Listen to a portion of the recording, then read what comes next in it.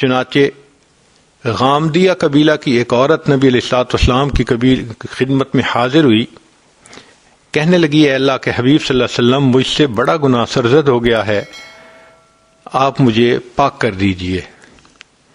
وہ عورت یہ جانتی تھی کہ ایک ہوتی ہے پیشاب پخانے کی ناپاکی، یہ پانی بہانے سے دھل جاتی ہے، ایک ہوتی ہے گناہ کبیرہ کی ناپاکی، یہ ناپاکی توبہ کے بغیر نہیں دھلتی۔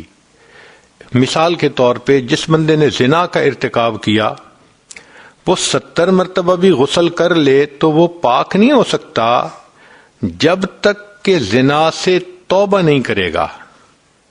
وہ ظاہری بدن تو پاک ہو گیا، وہ نماز بھی پڑھ سکتی ہے، تلاوت بھی کر سکتی ہے، لیکن جو حقیقتاً اس کا بدن ہے وہ ناپاک ہے۔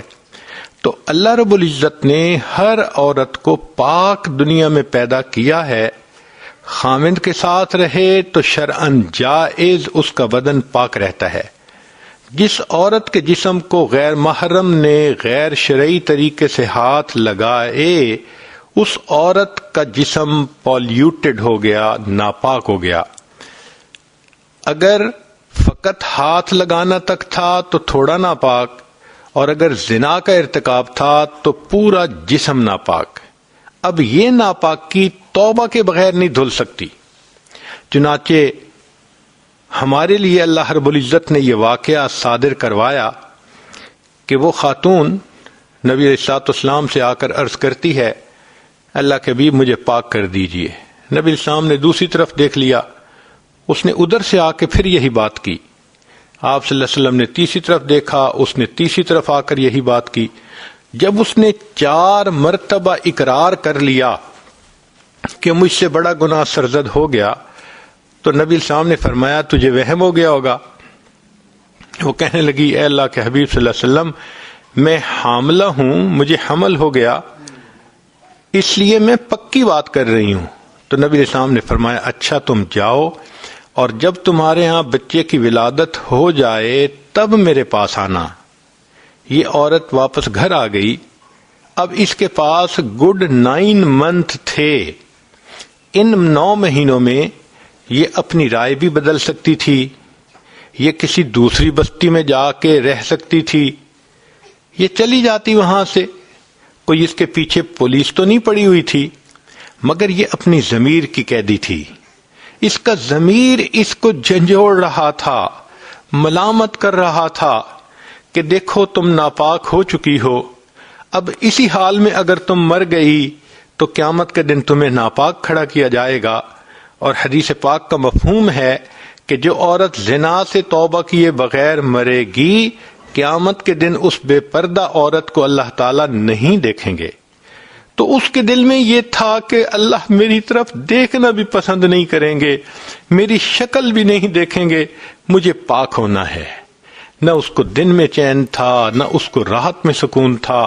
یہ 9 مہینے اس نے پیچ و تاب میں گزارے، زمین اپنی پوری فراخی کے باوجود اس پہ تنگ ہو گئی تھی، وقت نہیں گزرتا تھا، وہ دعا مانگتی تھی میں جلدی فارغ ہو جاؤں بچے والی امانت سے، اور میں پاک ہونا چاہتی ہوں۔ جب بچے کی ولادت ہوئی، وہ بچے کو لے کے نبی السلام کی خدمت میں حاضر ہوئی۔ اے اللہ کے حبیب صلی اللہ علیہ وسلم، میرے ہاں بیٹا پیدا ہو گیا ہے۔ نبی السلام نے فرمایا اچھا اس کو دودھ پلاؤ۔ اب دودھ پلانا 1.5 سے 2 سال کا معاملہ ہے۔ اس عورت کے پاس اتنا اور وقت تھا، اس عورت کی رائے نہیں بدلی، وہ عورت اپنی بات سے پیچھے نہیں ہٹی، وہ مکر نہیں گئی، بلکہ اس دوران بھی اس کی یہی کیفیت رہی، حتیٰ کہ جب بچے نے روٹی کھانی شروع کر دی تو وہ ایک دن نبی علیہ السلام کی خدمت میں اپنے بیٹے کو لائی۔ بیٹے کے ہاتھ میں روٹی کا ٹکڑا تھا۔ اے اللہ کے حبیب صلی اللہ علیہ وسلم، میرے بیٹے نے اب روٹی کھانی شروع کر دی، دودھ اس نے بند کر دیا۔ نبی علیہ السلام نے صحابہ سے فرمایا کہ اس پر حد جاری کرو، اس کو پاک کر دو۔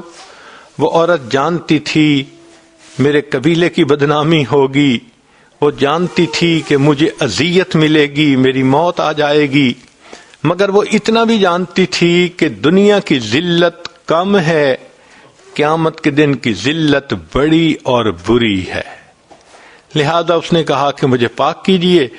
جب اس عورت کو رجم کیا گیا تو اس وقت ایک صحابی نے غصے کی کوئی فکرہ اس کے سامنے کہہ دیا، نبی علیہ السلام نے سنا تو نبی علیہ السلام نے غصے کی بات کرنے والے صحابی کو منع کیا اور فرمایا کہ نہیں، لقد تابت توبتن، اس عورت نے ایسی سچی توبہ کی ہے، لو قسمت بین 70 من اہل المدینہ وسعتہم، کہ اگر مدینہ کے 70 گناہگاروں پر اس کا ثواب تقسیم کیا جاتا اللہ 70 کی بھی مغفرت فرما دیتے۔